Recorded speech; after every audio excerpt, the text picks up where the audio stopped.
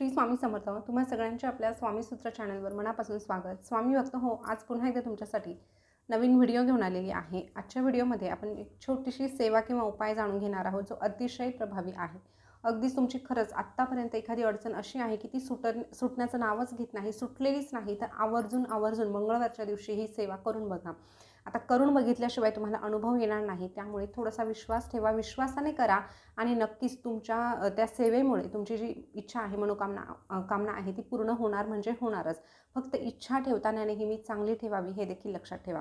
आता बघा, आपल्याला ही सेवा मंगळवारच्या दिवशी करायची आहे. मंगळवार म्हटलं तर गणपती बाप्पांना समर्पित हा दिवस असतो. मंगळवारप्रमाणे बुधवार देखील गणपतीसाठी दिवस असतो. आता बऱ्याच लोकांना हे खोटं वाटतं किंवा काहींना ठाऊकच नाही, पण हे बघा, बुधवारच्या दिवशी गणपती बाप्पा विष्णू रूपात असतात, म्हणून बुधवारच्या दिवशी देखील गणपती बाप्पांच्या संबंधित काही उपाय केले जातात. पण आता ह्याच मंगळवारी आपल्याला ही सेवा का बरं करायची, तर हे बघा, गणपतीचा वार मंगळवार म्हटलं तरीही ह्या मंगळवारी गणेश जयंती आहे. त्यासोबतच विनायक चतुर्थी आणि अंगारक योग हे दोनही योग जुळून आलेले आहे आणि म्हणून ह्या दिवसाची संधी आपल्याला अजिबात सोडायची नाही. त्यामुळे जर एखादी इच्छा अशी आहे की खरंच तुम्ही त्यासाठी खूप धडपड करत आहात, खूप प्रयत्न करत आहात, पण तुमच्या प्रयत्नांना यशच मिळत नाही, सतत त्यामध्ये काही ना काही विघ्न येत आहे, तर हे विघ्न दूर करण्यासाठी गणपती बाप्पांना एकदा साकडं घालून बघा.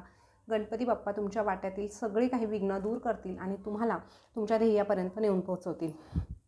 तर बघा, मंगळवारच्या दिवशी गणेश जयंती आपल्याला आपल्या पद्धतीने साजरी करायचीच आहे. काहींच्या घरी जसं आपण 10 दिवसांचा गणपती बसवतो ना, तसंच गणपतीची मूर्ती गणेश जयंतीच्या दिवशी आणली जाते, त्याची पूजा केली जाते. पण सगळ्यांकडेच हे केलं जात नाही.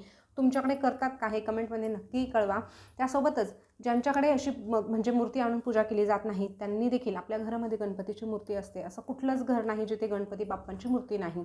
तर आपल्या घरामध्ये आवर्जून गणपती बाप्पांची आपल्याला पूजा करायचीच आहे. तर बघा स्वामी भक्त हो, आता या दिवशी आपल्याला एक छोटासा दुर्वांचा उपाय करायचा आहे. 21 दुर्वांचा उपाय आपल्याला करायचा आहे. तो कशा पद्धतीने करायचा, आता हे सगळं काही सविस्तर मी तुम्हाला सांगणार आहे. हवं तर तुम्ही पेन घेऊन बसा, म्हणजे तुम्हाला लिहिता येईल, किंवा नुसतं ऐकलं तरीही तुमच्या ते लक्षात येईल. इतकं सोपं आहे, अजिबात अवघड नाही. तर हे बघा, गणेश जयंतीच्या दिवशी तुमची जी काही देवपूजा करायची असेल ती तुम्हाला करून घ्यायची आहे. म्हणजे आता त्यामध्ये काय येतं, तर गणपती बाप्पांच्या मूर्तीवर आवर्जून आपल्याला अभिषेक करायचा आहे.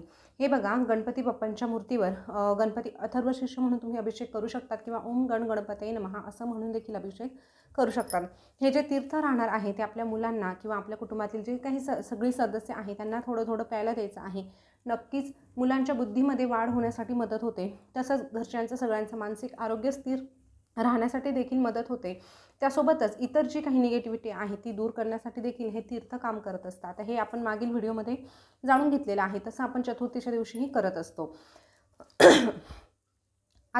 आता जो मेन उपाय किंवा मेन जी सेवा आहे ती आपल्याला कशी करायची ते सांगते. तर यासाठी तुम्हाला दुर्वा आणायचे आहे. बघा, आता तुम्हाला 21 दुर्वांचा जरी उपाय सांगितलेला आहे, तरी तुम्हाला 21 दुर्वांची एक जोडी म्हणजे अशा तुम्हाला 21 जुड्या तयार करायच्या आहे. हे तुमच्या लक्षात आलं असेल. बघा, 21 दुर्वा घ्यायच्या, त्या 21 दुर्वांची एक जोडी बनवायची. अशा पद्धतीच्या तुम्ही 21 जुड्या बनवायच्या आहे. ह्या जुड्या तुम्ही अगोदर बनवून ठेवायच्या. त्यानंतर गणपती बाप्पांसमोर बसायचं. गणपती बाप्पांसमोर बसल्यानंतर काय करायचं, सर्वप्रथम एका ताटामध्ये या 21 जुड्या ठेवायच्या आहे. ह्या जुड्यांची छान हळदी कुंकू वाहून पूजा करायची, अक्षता वाहून पूजा करायची, सगळ्या दुर्वांची एकत्र पूजा करून घ्यायची. गणपती बाप्पांना प्रार्थना करायची, तुमची काय अडचण आहे, तुमची काय समस्या आहे हे देखील या ठिकाणी सांगायचं. आणि त्यानंतर काय करायचं, त्यातली एक जोडी उचलायची, फक्त एकच जोडी उचलायची. ती जोडी आपल्या हातामध्ये ठेवायची. आता ही जी 21 दुर्वांची एक जोडी आहे त्याच्यातील जो पुढचा जो भाग आहे पानांचा, तो आपल्या बाजूला करायचा आणि बांधलेली दोरीच्या खालचं म्हणजे जी खालची जी बाजू आहे ती गणपती बाप्पांकडे करायची. अशा पद्धतीने ती दुर्वा हातामध्ये ठेवायची, उजव्या हातामध्ये ठेवायची आणि गणपती अथर्व शीर्ष आपल्याला एकदा म्हणायचं. हे बघा, ती जोडी अशा पद्धतीने हातात ठेवल्यानंतर एकदा गणपती अथर्व शीर्ष म्हणायचं. असं म्हणून झाल्यानंतर पुन्हा तुमची मनोकामना सांगायची आणि ती जी दुर्वाची जोडी आहे ती गणपती बाप्पांच्या चरणी अर्पण करायची. असं तुम्ही किती वेळेस करणार, 21 वेळेस करणार. हे बघा, प्रत्येक जोडी हातामध्ये घ्यायची, प्रत्येक वेळेस गणपती अथर्व शीर्ष म्हणायचं.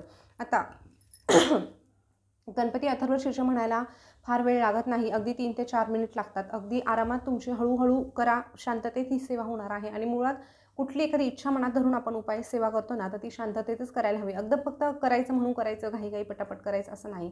हळूहळू शांततेने करा. पूर्णपणे तुम्ही जेव्हा ही कृती करणार आहात, जेव्हा दुर्वा हातात ठेवणार आहात, तेव्हा तुम्ही डोळ्यासमोर ते चित्र आणा की तुमची जी इच्छा आहे ती पूर्ण केलेली आहे गणपती बाप्पांनी. असं तुम्ही सकारात्मक विचार मनामध्ये आणा. आपोआपच ते सकारात्मक विचार ह्या ब्रह्मांडाकडे पाठवले जातात आणि त्या गोष्टी पुन्हा आपल्याला सकारात्मक रूपातच पाहायला मिळतात.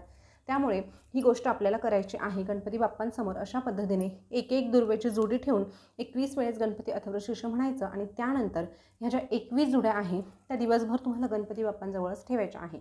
आता काय करायचं, याच दिवशी गणेश जयंतीच्या दिवशी, दुसऱ्या दिवशी करू का तर नाही, ह्याच दिवशी तुम्हाला काय करायचं, आता ही सेवा तुम्ही सकाळी करू शकता, दुपारी करू शकतात किंवा मग 3-4च्या दरम्यान जरी तुम्ही केलं 5च्या आत तर तेव्हा करून घ्या. पण त्यानंतर अगदी उशिरा करू नका. कारण का, तर तुम्हाला त्या अगोदर मंदिरात जायचं आहे. अगदीच तुम्ही रात्री 9-10 वाजता कराल तर मग मंदिरात केव्हा जाणार ना. त्यामुळे थोडंसं लवकर करून घ्या. थोडा वेळ आपल्या गणपती बाप्पांसमोर त्या दुर्वा राहिल्या पाहिजे. त्यानंतर ह्या दुर्वा उचलायच्या आहे. उचलण्यापूर्वी पुन्हा हळदी कुंकू अर्पण करायचं त्या दुर्वांना. त्या दुर्वांवर हात ठेवायचे आपले दोन्हीही. पुन्हा एकदा मनोकामना सांगायची आणि ह्या दुर्वा घेऊन आपल्या गावातलं जे गणपतीचं मंदिर आहे, कुठलंही तुमच्या गावात जे गणपतीचं मंदिर असेल त्या गणपती मंदिरात जायचं आहे आणि त्या मंदिराच्या चरणांजवळ त्या दुर्वा अर्पण करून द्यायच्या आहे. आता अर्थात तुम्ही म्हणाल की गणपतीच्याच मंदिरात जायचं का, घरी ठेवलं तर नाही, आपल्याला हे घरी केलं आहे ना, मग नंतर गणपतीच्याच मंदिरात जायचं आहे. गणपतीचं मंदिर, हनुमानाचं मंदिर असं कुठलंही गाव नाही जिथे हे 2 मंदिरं नसतात, सगळीकडे असतात. त्यामुळे आपल्याला मंदिरातच जायचं आहे. पण आता मी तुम्हाला सांगितलं मंदिरात जाऊन गणपती बाप्पांच्या चरणांवर ठेवायचं, पण आता गणेश जयंती आहे म्हटल्यावर सगळ्या मंदिरांमध्ये अगदी प्रचंड गर्दी राहणार आहे.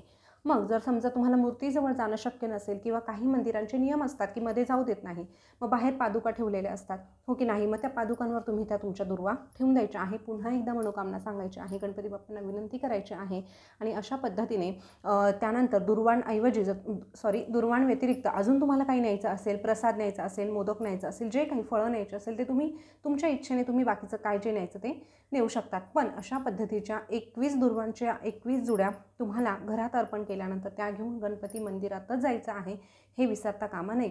आता हा उपाय कोण करू शकतं, तर पुरुष, महिला, विद्यार्थी तुम्ही सगळेजण करू शकता. ज्यांना गणपती अथर्वशीर्ष म्हणता येतं त्यांनी नक्कीच म्हणजे करावं. आता लहान मुलांसाठी जर एखादी आई करत असेल की लहान मूल म्हणजे फारच त्याला वाचता येत नाही परंतु त्याच्या बाबतीत फार समस्या आहे, त्या आईवडिलांना खूप टेन्शन येतं, तर त्या मुलाला मांडीवर घेऊन बसा, नंतर हा उपाय करा, ही सेवा करा आणि त्यानंतर मग तुम्ही अशा पद्धतीने दुर्वा पुन्हा ठेवून येऊ शकतात. फक्त त्या मुलाचं नाव घेऊन तुम्ही ती सेवा करा. गणपती बाप्पा सगळी तुमचे विघ्न दूर करो एवढीच स्वामींच्या चरणी प्रार्थना करते आणि प्रत्येकाच्या मनोकामना या ठिकाणी पूर्ण हो एवढीच प्रार्थना करते आणि आजचा व्हिडिओ या ठिकाणी थांबवते. स्वामी भक्त हो, आजची सेवा, आजचा हा उपाय तुम्हाला कसा वाटला हे कमेंटमध्ये नक्की सांगा. काही जर शंका असतील तुम्हाला तर नक्कीच कमेंट करून विचारा, त्याचं उत्तर मी देण्याचा पुरेपूर प्रयत्न करेन. पुन्हा भेटू या नवीन व्हिडिओसोबत. तोपर्यंत बोलत राहा. श्री स्वामी समर्थ, जय जय स्वामी समर्थ. श्री स्वामी समर्थ, जय जय स्वामी समर्थ. धन्यवाद.